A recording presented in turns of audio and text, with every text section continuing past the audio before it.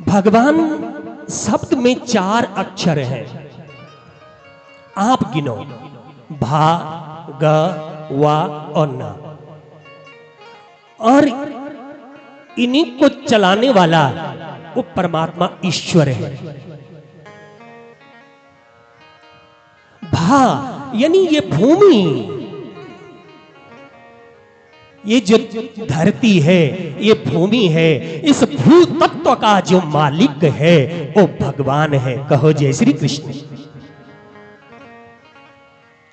जिसके बिना एक पत्ता भी नहीं हिल सकता, वो कौन है? वो भगवान। यानी जो इस भू तत्व का मालिक है, भू महाभूत का जो प्रतीक है, वो भगवान है। गा दूसरा अक्षर। गा यानी अगर हम एक तरफ समझें तो जो ज्ञान का द्योतक है, जो चेतना का द्योतक है, जो प्रकाश का द्योतक है, और दूसरे शब्दों में समझे कि जो गगन सत्ता का मालिक है, जो इस आकाश सत्ता का जो मालिक है, वो कौन है? भगवान। कहो जय श्री कृष्ण। वाह, फिर आया वाह अक्षर। वाह क्या है? अगर हम यहां दूसरे शब्दों में जाएं तो वाह अमृता अक्षर है, जो अमृत का द्योतक है, जो हमें अमृत प्राप्त करवाता है, वो भगवान। हर दूसरे शब्दों में समझें, जो वायु सत्ता का मालिक है, जिसकी कृपा के द्वारा हम श्वास पर श्वास में 2 शब्दों का जाप करते हैं, सा और हा, सा और हा। आप ध्यान देना, हम जब सांस खींचते हैं ना, तो इन 2 अक्षरों का उच्चारण होता है सा हा, सा हा। यानी वो हंसा, और व्याकरण में डूबोगे तो इन्हीं शब्दों का जाएगा फिर हंसा, और इन्हीं की व्युत्पत्ति करोगे तो इन्हीं का बन जाएगा सोहम। मैं कौन हूं? जो उस सत्ता को दर्शाता है, जो उस सत्ता का ज्ञान हमें प्राप्त करवाता है, वो कौन है? भगवान। जिसकी कृपा के फलस्वरूप हमें ये ऑक्सीजन प्राप्त हो रही है। और अंतिम जो अक्षर है वो क्या है? ना। ना यानी नार, जो उस जल तत्व का मालिक है, जो उस जलबिंब का मालिक है, वो कौन है? ईश्वर। इसलिए शास्त्रों ने व्याख्या की, कौन है नारायण? तो कहा आपो नारा इति प्रोक्ता,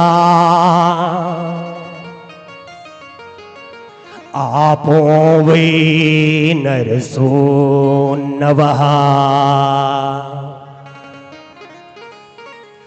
अयनं तस्य ता प्रोक्तः, तेन नारायण स्मृतः।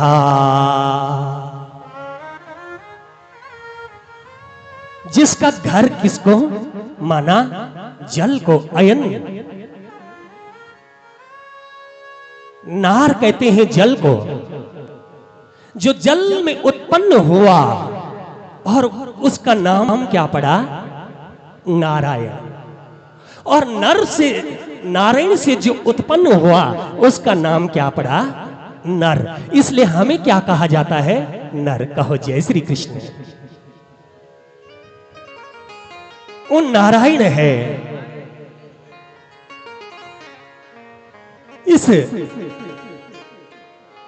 और अगर हम और उसकी व्याख्या में डूबे तो कौन है ईश्वर? कौन है परम तत्व? कौन है ज्ञान तत्व? कौन है ज्योति तत्व, कौन है आत्म तत्व और कौन है निवृत्ति तत्व। तो कहा शास्त्रों में उत्पत्तिम परलयम चैवा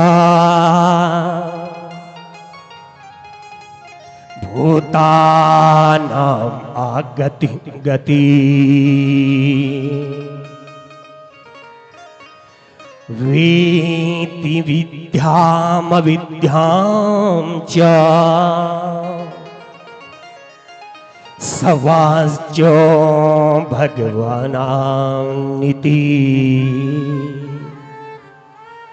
जो उत्पत्ति का मालिक है और जो प्रलय का मालिक है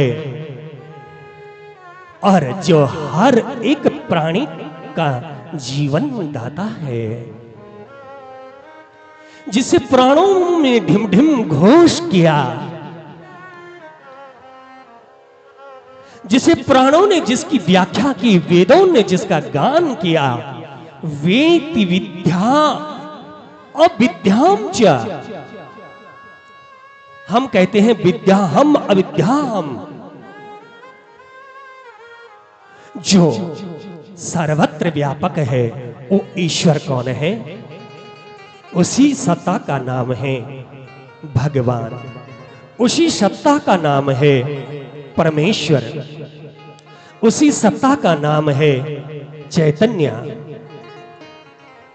और आपको बता दो ना, जो सच्चित और आनंद स्वरूप परमात्मा को जो बताया, सत्य की व्याख्या किसने करी? उस सत्य स्वरूप परमात्मा की व्याख्या वेदों ने की है। मेरे भाई,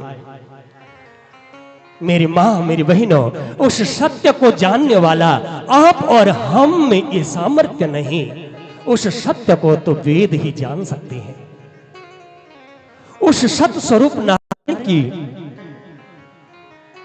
व्याख्या वेदों ने की है। और जो चित्त स्वरूप चैतन्य बीज ज्ञान स्वरूप जो परमात्मा है,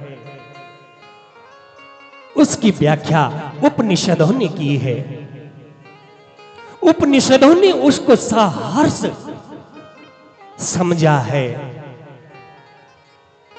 और जो आनंद सत्य का मालिक है ना, जो आनंद का जो सिंधु है ना, उस आनंद सिंधु की परिभाषा भागवत जी ने गाई है। इसलिए स्वयं भागवत आनंद है। और इसीलिए तो कहा ये 18 पुराणों का सार है। वो 18 पुराणों का जो सारथ स्वरूप है वो परमात्मा है।